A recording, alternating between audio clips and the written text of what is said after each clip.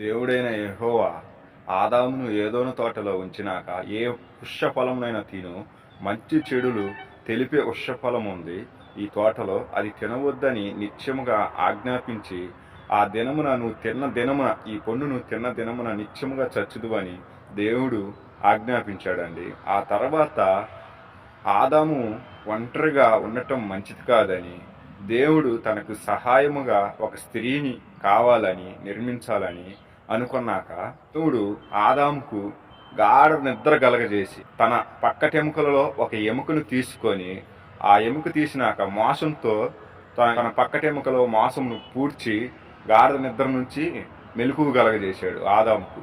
అప్పుడు దేవుడే స్త్రీని మనిషిలో నుంచి తీయాలని అప్పుడే తీశాడండి. పక్కటెముక తీసి దేవుడు స్త్రీని నిర్మించాడు.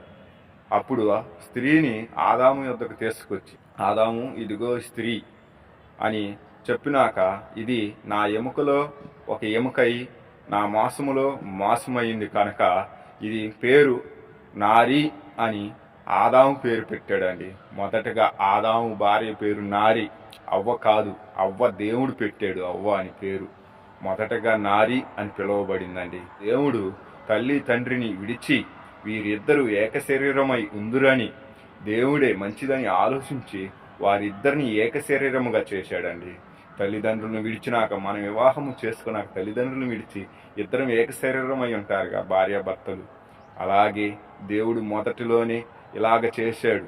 ఏక శరీరమై ఉందిరని, ఇది తల్లిదండ్రులను విడిచి హత్తుకొని ఏక శరీరమై ఉందిరని చెప్పి అనుకున్నాడు దేవుడు మొదట్లోనే. వారిద్దరు అప్పటికి దిగంబరులై ఉన్నారు, కానీ వారికి తెలియదు దిగంబరులని. సిగ్గు తెలియదు, సిగ్గు ఎరగక భూమి మీద ఏదోనో తోటలో జీవిస్తున్నారండి. అప్పుడే మొదలయ్యింది ఈ భూమి మీద. వాని వీడియో నచ్చితే లైక్ చేయండి, మన ఛానల్ సబ్స్క్రైబ్ చేసుకొని మన పేజీ ఫాలో అవ్వండి. దేవునికే మహిమ కలుగును గాక.